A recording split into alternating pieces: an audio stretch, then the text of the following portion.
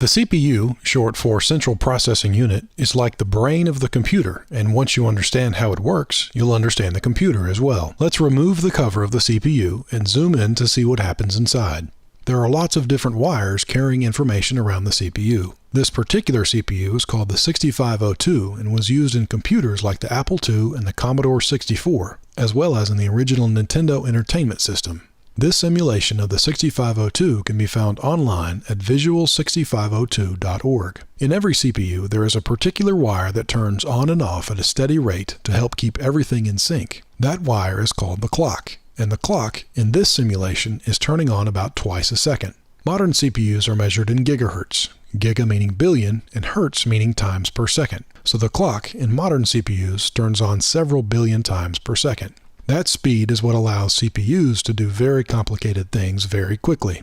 However, what the CPU does during each clock tick is actually very simple and something we'll look at more in this video. For now, we'll zoom back out and put the cover back on. The CPU in your computer might be manufactured by a company like Intel or AMD, but the type of CPU we're going to look at today is called the Scott CPU. The Scott CPU doesn't actually exist except as a design in a book called But How Do It Know by John Scott. The design of the Scott CPU is copyrighted and is being used in this video with John's permission. The book is available at buthowdoitknow.com. This is a great book that goes through each of the components in the CPU very slowly, without using a lot of overly technical jargon. If you've been looking for a book that explains how a computer works, I would highly recommend this one. So let's flip the CPU over and look underneath. You'll see a lot of pins sticking out that allow the CPU to take in information and send it back out. The CPU fits into what's known as the motherboard. The motherboard allows all the components in the computer to connect to each other. So we'll flip the CPU back over and plug it into the motherboard.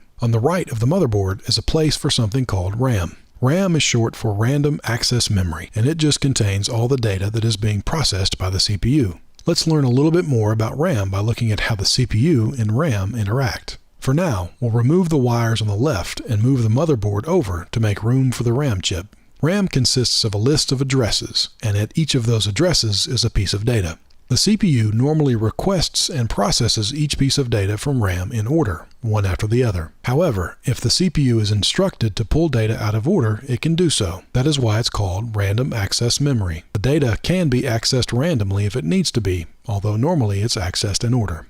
When the computer first starts running a program, it sends an address to RAM to begin retrieving that program. The RAM address just consists of a series of ones and zeros representing on and off wires. RAM doesn't do anything with that address though until the CPU also turns on the set or the enable wire. If the enable wire is turned on, RAM automatically sends whatever piece of data is at that address back to the CPU. That data is then processed by the CPU accordingly. Once the CPU is finished processing that piece of data, it then sends another address to RAM, turns on the enable wire, and gets the next piece of data from RAM. This process happens over and over again inside the computer. If the CPU needs to save data to RAM, it outputs an address, outputs some data, and then turns on the set wire. The RAM will then overwrite the data at that address with the new data. But what is that data inside RAM? Because it just looks like a bunch of ones and zeros. Well, it's made up of different things. Some of the most important pieces of data in RAM are the instructions. Instructions just tell the CPU to do different things.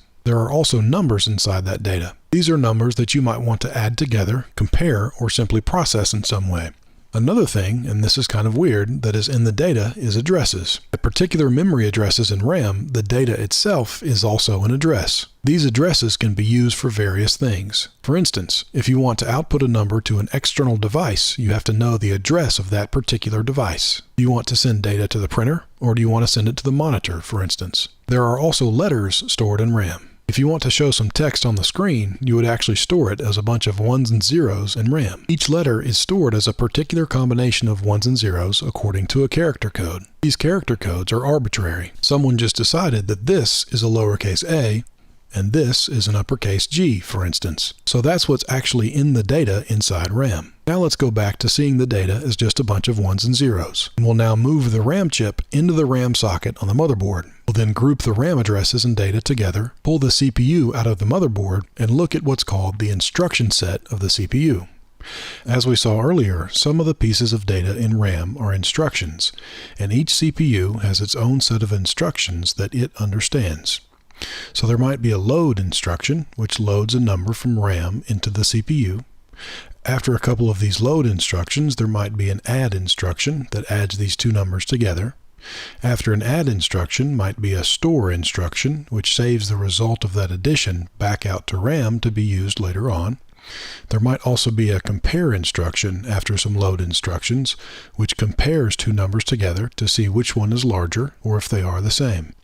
The compare instruction can be very useful when used in conjunction with what's called a jump if instruction. As we saw earlier, the CPU generally requests each piece of data from RAM in order one after the other. Sometimes, though, the programmer wants to jump to an out-of-order RAM address to process some other instructions in memory. The jump if instruction checks to see if a certain condition is true before it jumps. It uses the results of the compare instruction to make this decision. There is also a regular jump instruction that jumps no matter what. Finally, there is an out instruction and an in instruction. These will output data to an external device like a monitor, or input data from an external device like a keyboard. These two instructions are often used in conjunction with an address, like we talked about earlier. There are some other instructions in a CPU's instruction set, but these are some of the more commonly seen ones. So as we saw, the data in RAM consists of things like instructions, numbers, addresses, and letters. So let's go through a program that would use this instruction set to play a guessing game. So it would load a number like 9 into the CPU. Let's say that the programmer decided that that was the right answer, so he went ahead and put that number into RAM. And then comes an in instruction to retrieve the user's guess. After the in instruction is the address of the keyboard, so we can know where we're getting the data from. Next comes a compare instruction that checks to see if those two numbers, the one saved by the programmer and the one entered by the user, are the same. Following the compare instruction is a jump if equal instruction, which will jump to another address in RAM if those two numbers we just talked about are the same. The jump if equal instruction is immediately followed by a new RAM address. If the two numbers are the same, the CPU jumps to that new address to begin processing its next set of instructions from there. If the two numbers are not the same, then the computer ignores the jump if equal instruction and the corresponding address and just keeps going. Following the jump to address comes an out instruction with the address for the monitor, then the letter capital G, and then below that would be the letters U, E, S, S, space again, so guess again. So if the user guesses the wrong number, the program would tell him to guess again, and then jump back up to the in instruction to retrieve that new guess, and then process these instructions all over again. By the way, the in and out instructions used here have been simplified somewhat, but you'll find them covered in more detail in the book.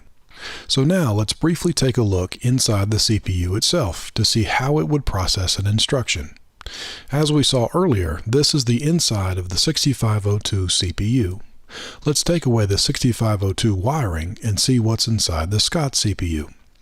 The first component is the control unit, which is kind of like a captain in the Army. It receives its orders from RAM in the form of an instruction, and then breaks that instruction down into specific commands for the other components.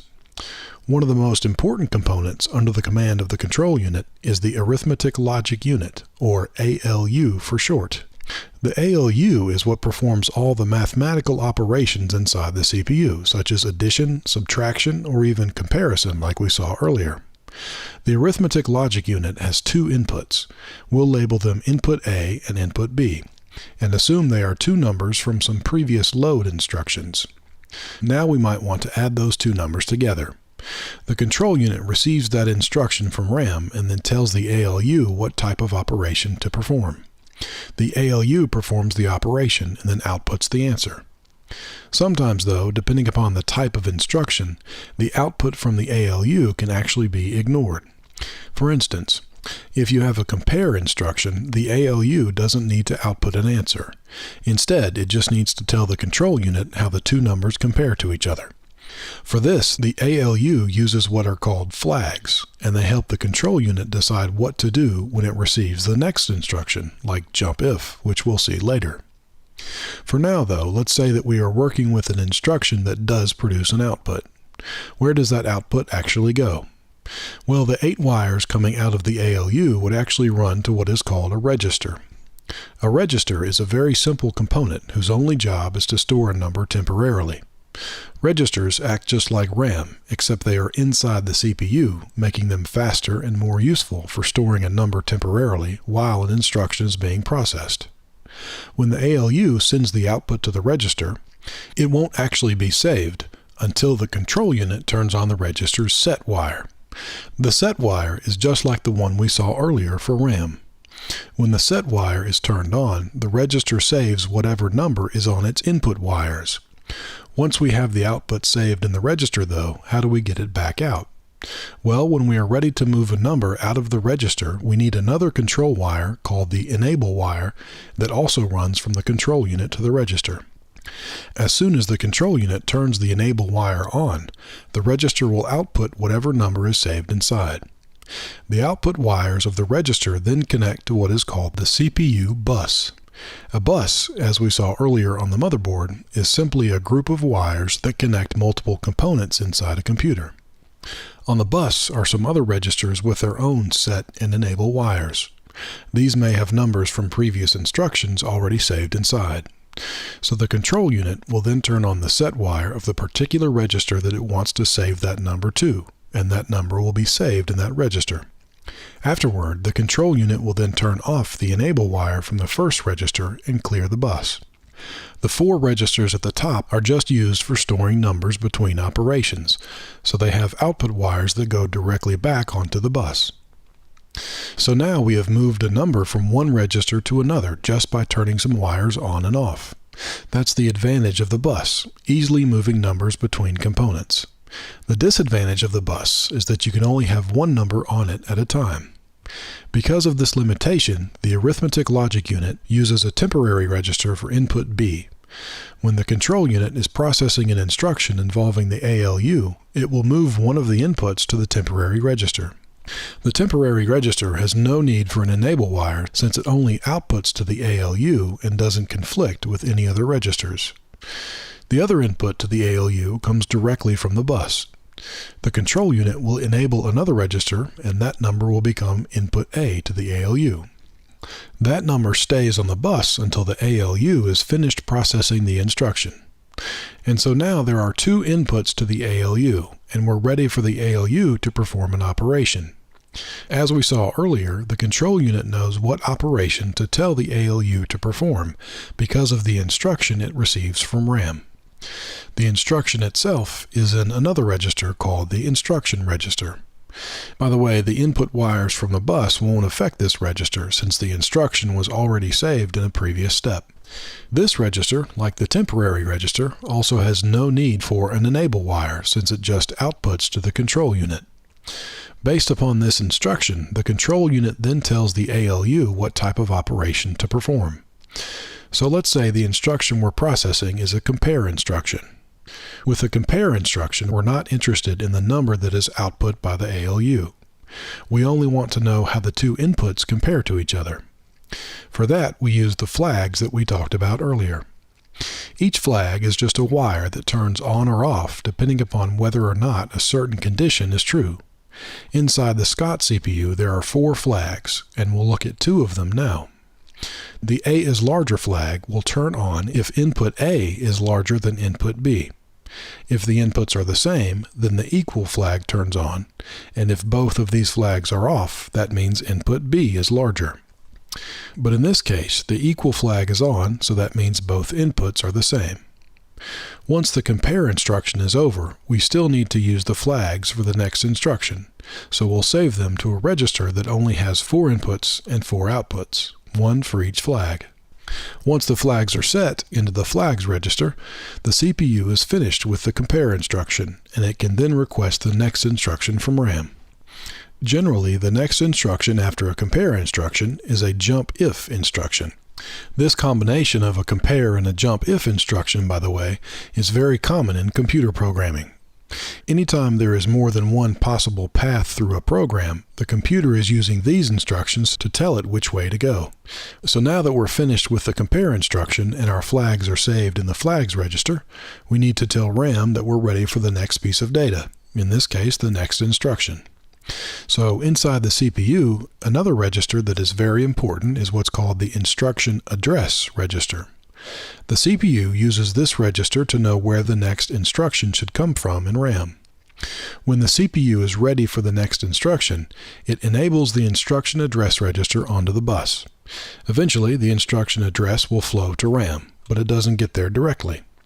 There is an intermediary register called the memory address register, whose only job is to tell RAM what memory address the CPU wants next, since it won't always be an instruction. Once the instruction address is set into the memory address register, it is automatically sent to RAM since the memory address register doesn't have an enable wire. The control unit then turns on the enable RAM wire, and RAM automatically sends back the data at that address, which in this case is an instruction. That instruction is then saved in the instruction register, and the control unit begins processing it. In this case, it's a jump if equal instruction, which checks to see if the equal flag is on. It does that by running one of its wires and the equal flag wire into an AND gate. If both inputs to the AND gate are on, then the output wire turns on as well. This output wire will then trigger the jump. That jump eventually retrieves the next piece of data from RAM, which happens to be an address, and move it into the instruction address register. When the jump if equal instruction is over, the CPU then processes the instruction at that new address. At that new address may be some instructions that output the text "you guessed correctly" onto the screen, because now we know that the user guessed correctly. So we'll add the final 4 wires to our CPU, which are used to control the external devices like the monitor and the keyboard. We now have a nearly complete picture of what the Scott CPU looks like. Data moves around inside the CPU using the bus and is stored in each register according to how that data is going to be used. Each instruction that we have seen can be processed by the Scott CPU in about 6 clock ticks. Modern CPUs can process multiple instructions per clock tick, meaning that the computer you're using to watch this video is likely processing tens or even hundreds of billions of instructions per second. That phenomenal speed is accomplished by using more than one of each component and making sure that all the components are active as much as possible. This makes modern CPUs much more complicated than the Scott CPU, but they are still fundamentally doing the same things as the Scott CPU. So now let's zoom back out and we can see all the wires that run back out to the pins on the chip. On the right are the set RAM and enable RAM wires. On the top are the RAM address wires. On the bottom are the data wires that run to both RAM and the external devices. And on the left are the input-output control wires. So let's zoom back out to see the rest of the chip, and we'll put the cover back on the CPU and put it back in the motherboard. Using the ports on the left, we can now plug in the cables that connect our monitor and our keyboard. Each of these ports has an address, and that port address is what the CPU uses with an in or an out instruction. That port address, by the way, is sent using the data bus, since the address bus in this computer is only used for RAM. So we'll zoom out to see how the motherboard fits inside the computer case. In the computer case is the last component we'll look at, which is the hard drive. As soon as the power to the computer is turned off, all the data in RAM is lost, so you have to have a way to store it more permanently. For that, we use a hard drive. Inside the hard drive is a spinning disk covered in tiny magnets with a small metal arm floating above it. The arm moves around to the different parts of the disk where different data can be stored and retrieved. The disk and the arm generally move very, very quickly, but nowhere near as fast as the CPU can process data. For this reason, all the data from the hard drive must first be moved to RAM before it can be processed. So we'll put the hard drive back inside the computer and zoom out. Here we can see the program we just ran and the message telling the user that he guessed correctly. So now you've seen the very basics of how a computer processes information. You'll find much more about the Scott CPU and the book at the website buthowdoitknow.com.